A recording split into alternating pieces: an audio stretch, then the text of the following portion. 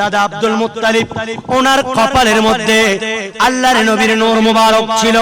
হযরতে আব্দুল্লাহর পেশানির মধ্যে আল্লাহর নবীর নূর মুবারক দাদা আব্দুল মুত্তালিব থেকে আসলো। এভাবে আল্লাহর নবীর দাদা আব্দুল মুত্তালিব এবার সন্তান আব্দুল্লাহকে নিয়ে যেই মাত্র আব্রাহার সামনে গেল, আমার নবীর নূর মুবারক দেখার সাথে সাথে তারা বিনয়ী হয়ে গেলেন। সুবহানাল্লাহ বলেন। আব্রাহা বলল, আমি অনেক রাগান্বিত ছিলাম, কিন্তু আমি আপনাকে দেখার পর, আপনি তো দেখতেছি সৈয়দুল কুরাইশ, আপনি তো দেখতেছি কুরাইশদের সরদার, আপনি তো কুরাইশদের নেতা, আপনাকে দেখার সাথে সাথে আমার অন্তরটা নরম হয়ে গেছে। দাদা আব্দুল মুত্তালিব বলেন, কেন জানো? ভিতরে মনে মনে বলতেছেন, কারণ আমার সন্তান আমি আব্দুল্লাহকে নিয়ে এসেছি। সুবহানাল্লাহ বলেন। কারণ আব্দুল্লাহ হচ্ছেন আমার নবীর নূর মুবারক বহন করছেন। সুবহানাল্লাহ বলেন। এমত অবস্থায় বলেন, কেন আসছেন? এই আব্দুল মুত্তালিব, আমি আল্লাহর ঘর খানে কাবা ভাঙবো এবং আমি আপনার সাথে পরামর্শ করতে আসলাম। বলেন যে আপনি আগে আমার দুটো শর্ত নিয়ে আমি আপনার কাছে আসলাম। প্রথম কন্ডিশন হলো, আপনার বাহিনী, আব্রাহা বাহিনী আমার কুরাইশ গোত্রের মধ্যে গিয়ে অনেকগুলি উট, অনেকগুলি ঘোড়া আমাদের চুরি করে নিয়ে এসেছে, আমাদের মানুষগুলাকে মেরেছে। আপনি তাড়াতাড়ি এগুলাকে ফেরত দিয়ে দেন। তো দ্বিতীয় নাম্বার বলেন, আপনি দ্বিতীয় নাম্বার আল্লাহর ঘর খানে কাবা ভাঙতে আসছেন।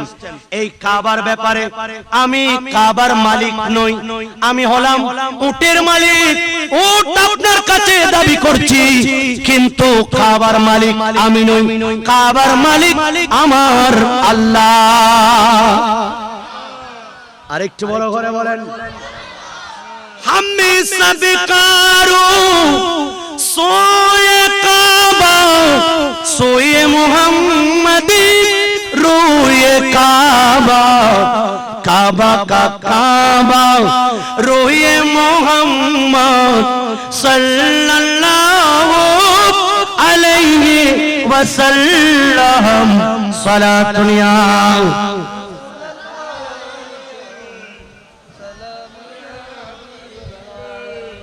ইমাম আলা হযরতের শের, এগুলো আপনারা কি কখনো শুনেছেন? ইনি বলতেছেন, কাবা শরীফের মধ্যে একটা জবান আছে, এই জবান কাবা শরীফের মধ্যে চোখ আছে, কাবা শরীফের মধ্যে কান আছে। আর আমি আহমদ রাজাকে ডেকে ডেকে বলতেছে, আমি যখন হাজীদেরকে ডাকতেছি, হাজিও आओ शहन शाह का रौजा देखो, काबा तो देख चुके, काबे का काबा देखो। ও হাজী সাহেব, তোমরা তো কাবা দেখেছো, আসো আসো কাবার কাবাকে একটু দেখে নাও। সুবহানাল্লাহ। আবে জমি জমি তু পিয়ে খুবে বুঝাই प्यासे, आओ जूदो शह को सर कभी दरिया देखो। জমজম পানি পান করেছো, অন্তরকে ঠান্ডা করেছো। বাংলাদেশ থেকে এসে তুমি ক্লান্ত ছিলা, জমজমকে কলব ঠান্ডা করেছো। আসো মুস্তাফার রওজায় এসে কাউসারের পানি খেয়ে যাও। শিরিক হবে? কথা বলেন। এবার আহমদ রেজা বলছেন, আলা হযরত বলছেন, গৌরে তো সুন্নি তো রাজা কাবে সে आती है सदा, मेरे आँखों से मेरे प्यार का रौजा देखो। এই আহমদ রেজা, আমি কাবার কাছ থেকে ডেকে ডেকে মানুষ নিয়ে যাচ্ছ মদিনা শরীফের মধ্যে। এই আহমদ রেজা শোনো, আমি কাবারও দুটো চোখ আছে, এই দুটো চোখের নয়নের মনি হলো রাসূলুল্লাহর রওজা মুবারক। আল্লাহু আকবার বলেন।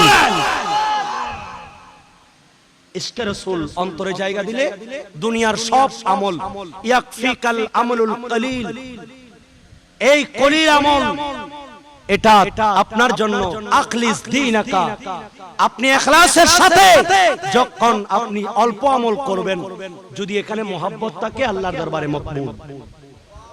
আর একটু বড় করে বলেন। এবার আল্লাহর নবী বলেন, কাবার মালিক আমি নই, আর কাবার মালিক হলেন আল্লাহ। ফয়সালা ওনার উপরে। এভাবে আব্রাহার কাছ থেকে চলে আসলেন আল্লাহর নবীর দাদা হযরত আব্দুল্লাহ রাদিয়াল্লাহু তাআলা আনহুকে নিয়ে। এবার রওনা হলেন মক্কায়ে মুআজ্জামার কুরাইশ বাহিনী। সবাইকে বলেন তোমরা পাহাড় পর্বতে চলে যাও।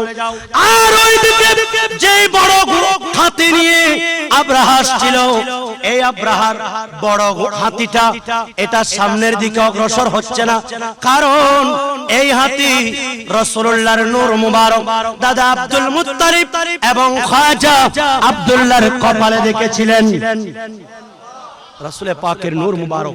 এবার মক্কার মধ্যে এসে সবাইকে বললেন তোমরা চলে যাও, আব্রাহা নাকি আল্লাহর ঘর খানে কাবা ভাঙতে আসছে, তোমরা নিরাপদ আশ্রয়ে নাও। তাওয়াফ করলেন, আল্লাহর ঘর খানে কাবার দরজা ধরলেন। আল্লাহ এই ঘর ইব্রাহিম খলিলুল্লাহর বানানো ঘর, এ আল্লাহ এই ঘর আদম সফিউল্লাহর ঘর, এই ঘর আপনি সেই ঘর যেই ঘরকে আপনি নূহ নাজিহুল্লাহর প্লাবনে আপনি রক্ষা করেছেন। আল্লাহ এখানে এসে আমরা ইবাদত করি, তোমাকে ডাকি, তোমার ঘর আল্লাহ তোমার জিম্মায় দিয়ে দিলাম, তুমি এই ঘরকে রক্ষা করো। এই কথা বলে হযরত খাজা আব্দুল্লাহ রাদিয়াল্লাহু তাআলা ওনাকে নিয়ে দাদা আব্দুল মুত্তালিব আল্লাহর ঘর থেকে 2 মাইল দূরে সুবাইর পর্বতে যখন উঠলেন, আল্লাহর কাছে হাত তুলে দিলেন। তুলে দেওয়ার সাথে সাথে দেখা গেল হযরত দাদা আব্দুল মুত্তালিব হযরত খাজা আব্দুল্লাহ ওনাদের কপাল থেকে নূর চমকাচ্ছে। এই নূর আকাশে পড়েছে, সেই দিক থেকে ছোট্ট ছোট্ট আবাবিল পক্ষী আসতে শুরু করেছে। আর একটু বড় করে বলেন। এই আবাবিল পক্ষী মাত্র 3টা পাথর, এক একটা গ্রেনেড বোমার মতো কাজ করছে, যেখানেই পড়ছে সেখানেই ধ্বংস, যেখানেই লাগছে সেখানেই ধ্বংস। মাত্র ছোট্ট ছোট্ট 3টা পাখি। আর আল্লাহ বলছেন, হে রাসূল আলাম তারা কাইফা ফাআলা রাব্বুকা বিআসহাবিল ফিল, নবী গো আপনি কি সেই দৃশ্যটা দেখেন নাই? আসহাবে ফিল হাতিওয়ালাদের সাথে আল্লাহ কি আচরণ করেছেন। আর একটু বড় করে বলেন। তার মানে এটাই প্রমাণ দিচ্ছেন সেখানে নবী উপস্থিত, আমার নবী দেখেছেন। সুবহানাল্লাহ বলেন। শুধু তাই নয়, দ্বিতীয় নাম্বার আল্লাহর নবী রাহমাতুল লিল আলামিনের এই পিতা হযরত খাজা আব্দুল্লাহ যখন চমকাচ্ছেন, এমন সময় হাত তুলে দিলেন, নূর চমকাচ্ছে। এই নূরের বরকতে আল্লাহর ঘর খানে কাবা রক্ষা পেয়েছে আমার নবী নূরের ওসিলায়। तेरे यामत के बैतुल्लाह मुजरे को झुकाओ, तेरे हैबत के हर थर थरा कर घिर गया। আমার নবীর আমদ যেদিন, আগমন যেদিন, সেই দিন আল্লাহর ঘর খানে কাবা থেকে এই মূর্তিগুলি থরথর করে পড়ে গেছে। নাউজুবিল্লাহ বলেন। আর একটু বড় করে বলেন। রাসূল পাক সাল্লাল্লাহু আলাইহি ওয়াসাল্লামের মিলাদুন নবী, এটা উদযাপন করা, এটা আমরা মুমিনদের জন্য। বাবা কাদের জন্য? কারণ ঈদে মিলাদুন নবীর মাহফিলে আসলে মানুষের স্বভাব পরিবর্তন হয়ে যায়। কিভাবে? একটু হাদিস শুনেন।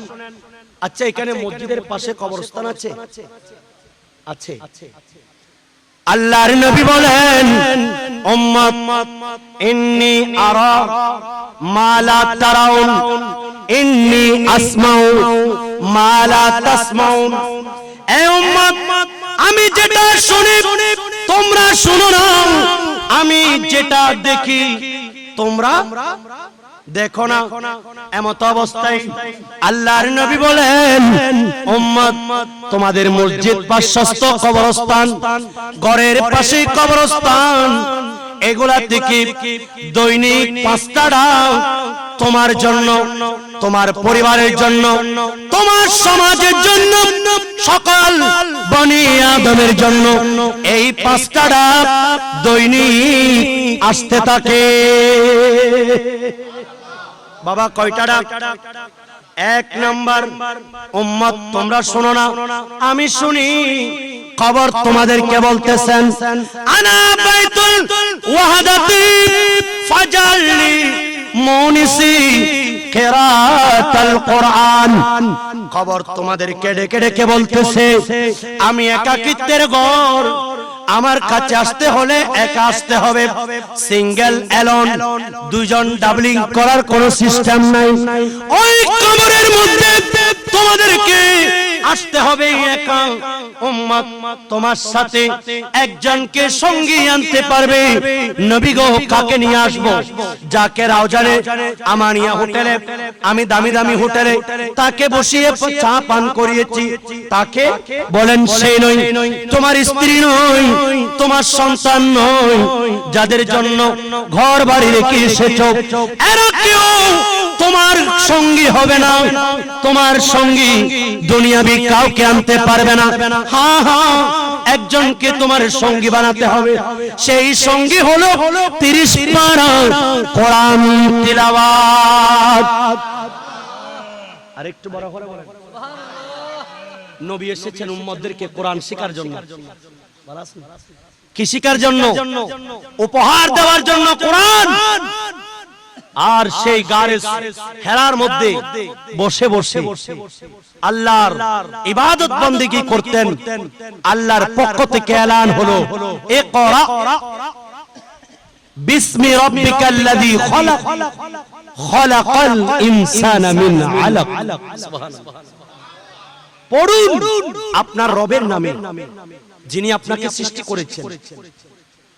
এই সংবাদ নিয়ে যখন চলে আসতেছেন, এই ওহী নিয়ে যখন আসতেছেন, নবী বলছেন, ইন্নী লা আরিফু হাজারা মক্কাতা, আমি ওই পাথরকে এখনো চিনি। ইউসাল্লিমু আলাইয়া বাদাল বাসাতি, আমি নবীর এই কোরআন শরীফ নিয়ে নামার সময়, আমি নবীর নবুয়ত প্রকাশ হওয়ার পর, এমত অবস্থায় আমি যখন ওই গারে হেরা থেকে নামতেছি, আমি দেখতেছি পাথর আমি নবীকে সালাম দিচ্ছে। আর একটু বড় করে বলবেন না, रहमती आलम प्यारी आका जिधर से गुजरा करती थी, जिधर से गुजरा करती थी, शजर गवाही देता था और पत्थर कलिमा पढ़ती थी, पत्थर कलिमा पढ़ती थी। सुभान अल्लाह बोलें। नूर खुदा के मुनकिर भी तो, नूर खुदा के मुनकिर भी तो अपनी आँखी कौन, आका आका बोल बंदे, आका आका उल आका आका बोल बंदे। सिद्दीक भी बोले, उमर भी बोले, उस्मान भी बोले, हैदर ने बोले, हसन भी बोले, हुसैन भी बोले, अरे आका मौला, आका मौला, आका मौला बोल, आका आका बोल बंदे, आका आका बोल। सलात